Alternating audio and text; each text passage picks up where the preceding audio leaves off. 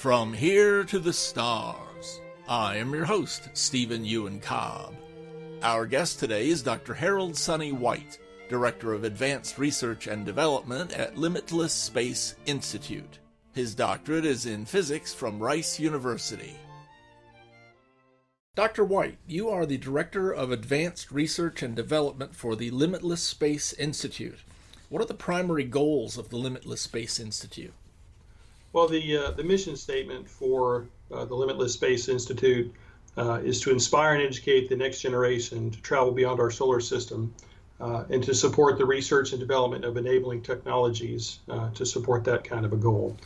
We've got several different ways that we will try and accomplish that particular objective. One way is we will conduct research in-house, research and development in-house.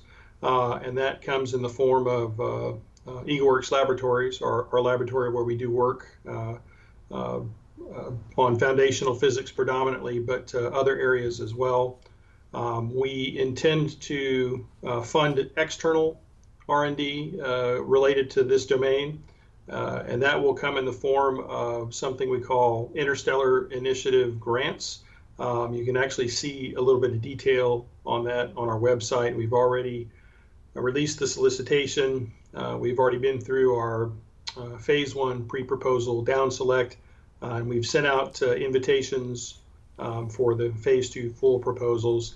We're hoping to maybe announce the winners for that about September 1st timeframe, and that'll be where we fund investigators from all over the U.S. and the globe to pursue research that traces to this particular domain over the next 12 months. And ideally, we'll conduct the Interstellar Initiative Grants every 2 years. So it's a biennial process. Now, in addition to internal and then funding external, we also want to conduct research collaboratively with universities.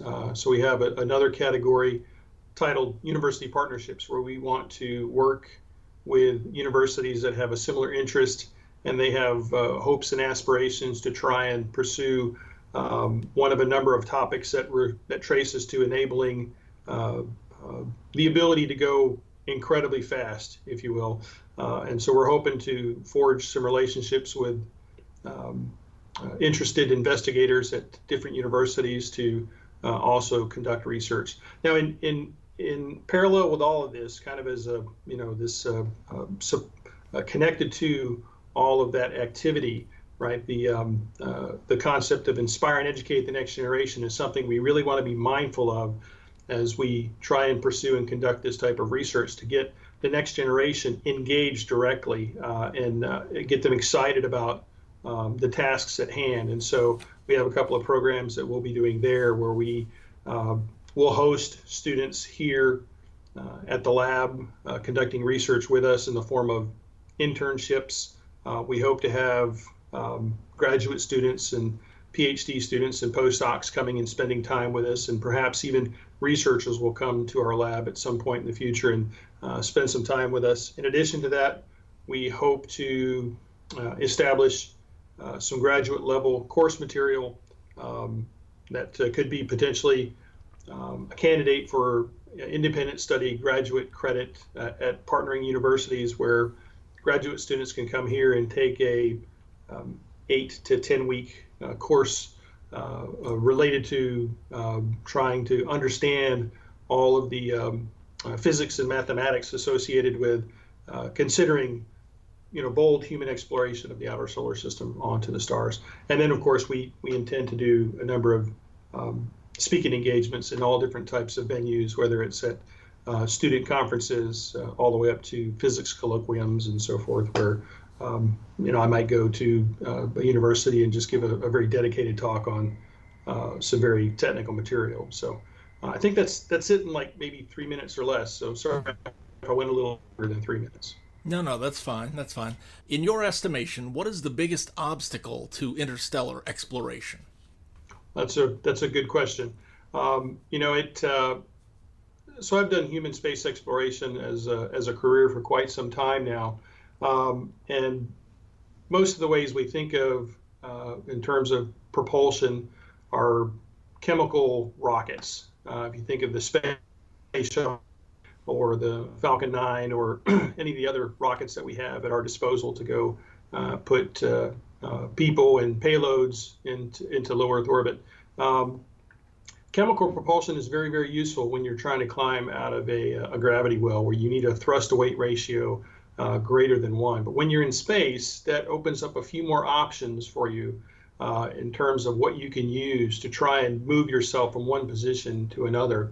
And since we've been stuck in low Earth orbit for so long, we just really don't have, a lot of people don't have a good appreciation for the distances that are involved in terms of some of the destinations we talk about when we try and look out beyond like even the Earth-Moon system. Right? We're talking a little bit about cis-translunar having something either around or on the surface of the moon, but that distance is really just our backyard. Mars is at 1.5 AU, and that's astronomical units, and the Earth is at 1 astronomical unit. So 1.5 times the distance of the Earth is the orbit of Mars. And that just that distance there is very, very challenging. And doing things from a chemical propulsion perspective, we typically have to make ourselves comfortable with transit times that run around 200 days. And so if we were to kind of say, if we took that 200-day transit time as something that we're comfortable with for destinations in the solar system when humans happen to be on board, if you try and get out to Jupiter, or if you try and get out to anything else in the outer solar system, those distances are just mind-bogglingly big. And you can actually conduct a simple thought experiment where you kind of turn gravity off for a moment and you ask, if I've got a system and I want to go from 1 AU to whatever the destination is in the outer solar system in 200 days, in most cases that trajectory is actually going to be almost radial.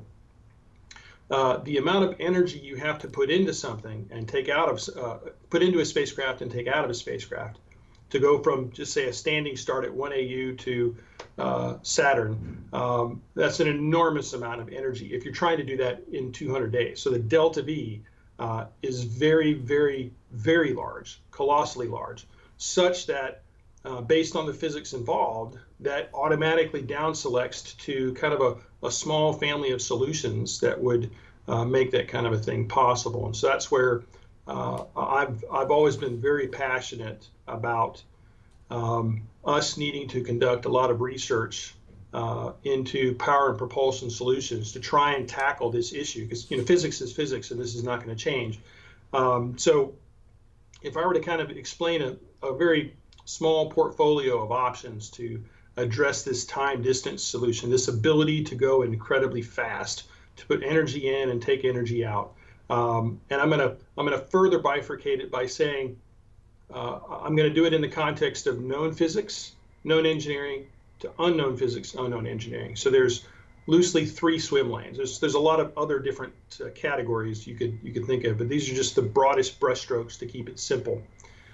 In the context of known physics and known engineering, something that one could think of as a power propulsion Lego brick you can put onto a human exploration architecture would be nuclear electric propulsion.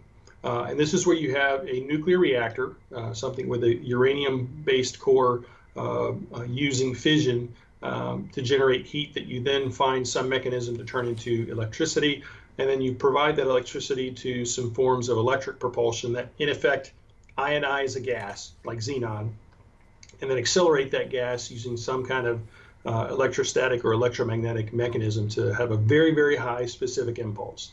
And so I think nuclear electric propulsion is a potential mechanism for us to be able to have human exploration of destinations in the outer solar system going all the way out.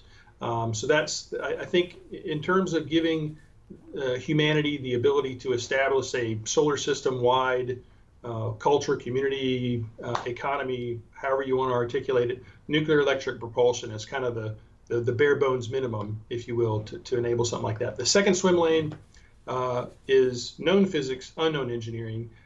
switching from fission-based to fusion-based, where we've got a fusion reactor at the heart of the spacecraft.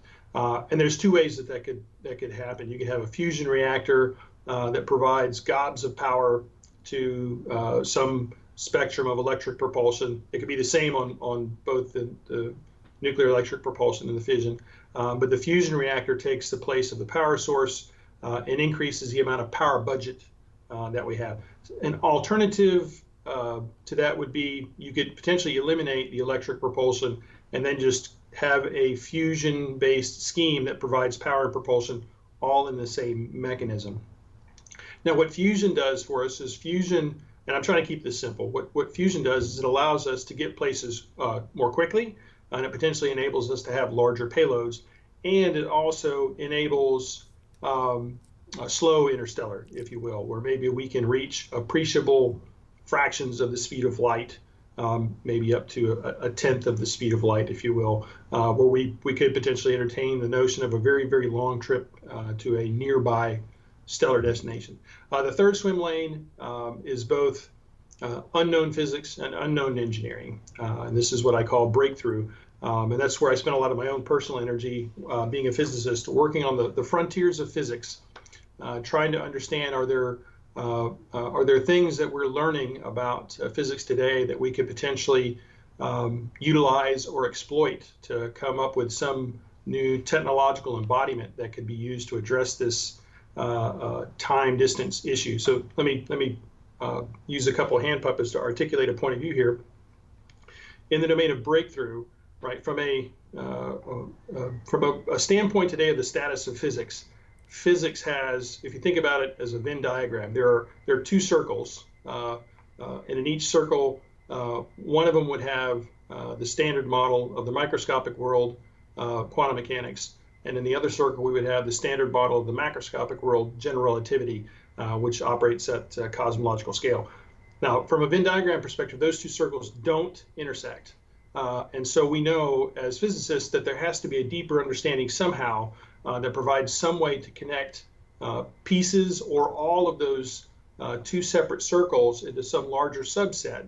And in the process of uncovering that larger physics, can we get insights that help us think of new schemes to do things that are interesting, right? We in the process of uncovering quantum mechanics, that taught us how to make all kinds of neat small things like transistors, which, helps us have cell phones or computers that we're talking on. So when we discover new physics, that provides all kinds of new and interesting things that we can potentially exploit to come up with very, very clever technology that helps make a problem that was previously impossible, not only possible, but plausible or even feasible. The Limitless Space Institute seems to focus primarily on human exploration.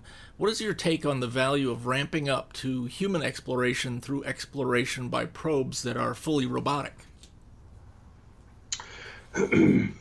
I as a scientist, I love all forms of space exploration, and I think robotics space exploration has provided us all kinds of valuable data, forensic data to help us go through develop a deeper understanding of some of the places within our solar system. And I did my PhD studying Venus. Specifically data that was collected by the Pioneer Venus Orbiter related to Venus lightning of all things. And that was a very fascinating thing for me, and I enjoyed that. And I think robotics is a very important and integral part in space exploration. But one of the things that robotic space exploration allows is it allows us to potentially entertain the notion of slightly longer durations to get to a destination with some particular objective in mind.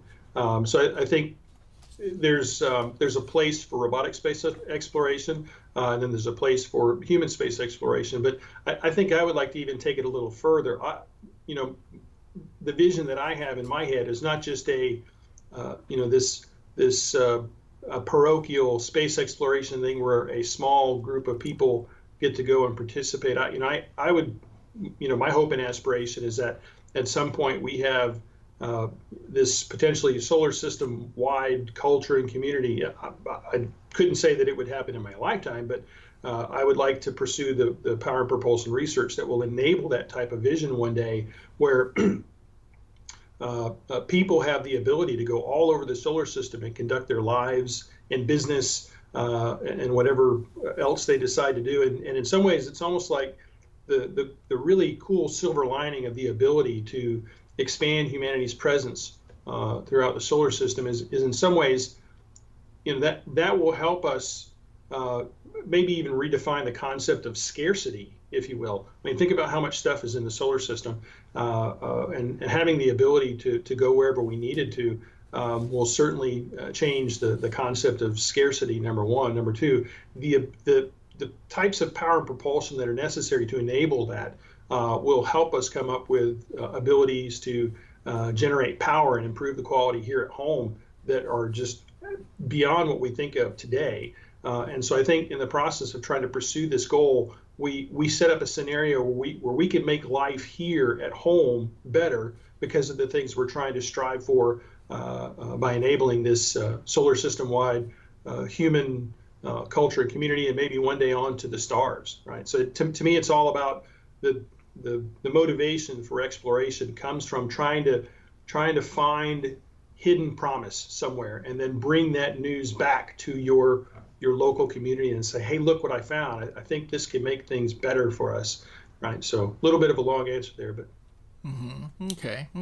What is your vision for the launching of interstellar missions? Are they likely to launch directly from the surface of the Earth, or will we need to build infrastructure of some type in orbit around the Earth, or maybe even spread throughout the solar system? Oh, that's a great question. I think I tend to focus a lot on the power and propulsion subsystems, if you will. I think I don't think we're going to launch a mission from the surface of the Earth, right? I think it's always going to be something where we build things in space. We built the International Space Station in space, but I'm not trying to avoid your question. I'm trying to say that to me, it's important to think about what these missions might look like. But as a physicist and an engineer, I know that the power and propulsion areas are in so much need of attention. It's almost immaterial for me to think too far in the future, because I think we just really have to work on the power and propulsion subsystems, and then that'll help us frame all those answers where you're trying to get to, well, how do you fit all this together? What does that look like in an architecture, right? I mean, generally you could say, well, maybe this is 50 metric tons, or maybe that's 100 metric tons, but we still have to work on a nuclear reactor. We still have to work on large electric propulsion engines. We have to work on reducing fusion power to practice here on the surface of the Earth, and then trying to figure out how to miniaturize it in some capacity for application in space. So I tend to be a little bit more pragmatic and closer to just the subsystem perspective. Okay. What promotional activities is the Limitless Space Institute engaged in? I'm thinking maybe holding or appearing at conventions, or public speaking, or possibly, let's see, what have I got on my list here? Radio or TV interviews, blogging, texting, or perhaps videos released on YouTube? So right now, in terms of promotional stuff, we're actually very busy just trying to stand up some of the essential programs and initiatives before we get too far into trying to figure out some of the ways that we'll be able to communicate. But that's kind of next in the to-do list as we continue to work through things. I suppose indirectly, Interstellar Initiative Grants will provide some mechanism for us to be able to interact with a broader community, both technical and just enthusiasts, if you will. We're hoping to be able to conduct the Interstellar Initiative Grants in such a way so that we have like a kickoff briefing, a midterm briefing. This is like in October timeframe, February, March timeframe, and then again in the following October, November timeframe, have 3 different briefings, a kickoff, a midterm, and a final briefing where we can give the performers that win the grants the opportunity to kind of communicate what they want to do, how they are doing in the process of pursuing that, and what they figured out when they're finished. And then communicate that stuff to the broader public. And so we hope to do that with as transparent a mechanism as possible. And we're actually partnering with the Breakthrough Initiative to help with that. They've got some experience doing that with Breakthrough Discuss, and so they've been we've been in discussions with them, and they're eager to work with us and try and help enable that public communication process. In addition to that, this summer we conducted a student paper contest to ask high school students and college students to try and address the question of why human space exploration of the outer solar system, why human space exploration onto the stars. Just a simple question, and ask them to provide us essays in the form of 2 pages worth of narrative, whether it was poetry, whatever their particular desired format, so they could kind of give us some feedback on what they were thinking about. So that's another public engagement thing that we've got. I think at some point we'll probably try and have some type of either a newsletter or an annual communique, or maybe in a video vignette as part of the just the regular process. We'll set up something on our website where people can maybe register to receive that if they want to kind of stay apprised of what we're doing. And then we certainly support radio interviews, news interviews when they seem to make sense with our mission, if you will, if they're supportive of our mission and so forth. So even chatting with you is a way for us to potentially engage with people and let them understand what we're thinking and our identity as an institute, what we want to be and what we want to pursue. Mm-hmm. One of the questions that I was looking forward to asking you was about your background in NASA, and I notice on your shirt there's a large round emblem. Could you describe what that's about? So the livery that you see here, this is meant to capture it's an informal image that represents what we intend to conduct and do internally here with our own laboratory efforts, EagleWorks Laboratories. It has multiple meanings to me, one of which is a little bit of a hat tip to the Skunkworks organization. I think a number of people are very familiar with some of the incredible things that Skunkworks was able to accomplish under the helm of Kelly Johnson and later Ben Rich. And so that spans things like the SR-71, the F-117, an organization that was able to do a lot with a small amount of resources and people, just by letting them run fast and run hard. So EagleWorks is kind of a little bit of a hat tip to them, a little bit of a reference to the fact that it's for the greater good of the United States and trying to help us as a nation provide opportunities for us and other people around the world. So. Mm-hmm. I also notice you have the word Godspeed written under it. That harkens back to the 60s for me when I was a kid watching the space program launches. Yeah, what's Absolutely. it mean? Yeah, what does it mean to you? Well, it's very much representative of the DNA, right? If you watch some of the original video, might be the wrong word, but the original films of the Mercury launches. I think everybody remembers some of the comm traffic we heard. Godspeed, John Glenn, Mm-hmm. And so that reference tends to be in a lot of different things today, and so it just has a lot of meaning to me for both the historical and just the personal, right? So. Mm-hmm. Okay. Tell me. Let's see. Tell me about the Limitless. Excuse me. Let me start that over. Tell me about the Limitless Space Institute's website. What is it, and what will people find there? So the Limitless Space Institute website, it's got a good overview of the programs that we've got. It has a link to some of the information for the Interstellar Initiative Grants. Currently, the solicitation and the details associated with that. We'll update that in a little bit once we get through the review process and pick down select to some of the performers that we will provide the grant awards to. We'll also potentially look at ways to incorporate some of the work associated with the stuff we're conducting in-house with EagleWorks, and then we'll try and also provide additional details for university partnerships as we form those. We're about to upload our advisory board members. We've already had our first advisory board meeting with them, and so we'll be uploading them shortly. And then we've also got a technical advisory committee that we'll be putting some information up there on the website soon as well. It's still very much changing a lot. We've got a lot more things we want to add to it, but we're really just starting. So we're in effect a startup, if you will, benefited greatly by our benefactors' real embracing of the goal of trying to enable human interstellar flight one day. Mm-hmm. And just out of curiosity, is there a way to donate some money there? There is a way for you to partner with us. I think if you go to the website, there's a section you can click that says if you want to try and contribute. We currently don't have formal mechanisms for all of that yet, but that'll put you in contact with some of the folks we have here, and then we'll get back together with you and let you know once we kind of have those formalisms stood up and in place. Okay. Well, thank you for taking the time for the interview, Doctor. I appreciate it. I enjoyed it. That was Dr. Harold Sonny White.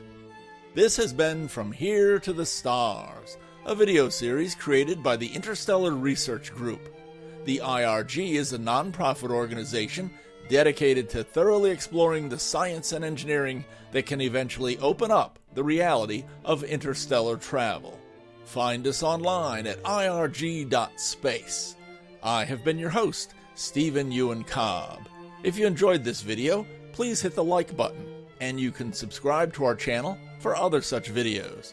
On behalf of all of us here at the Interstellar Research Group, I thank you.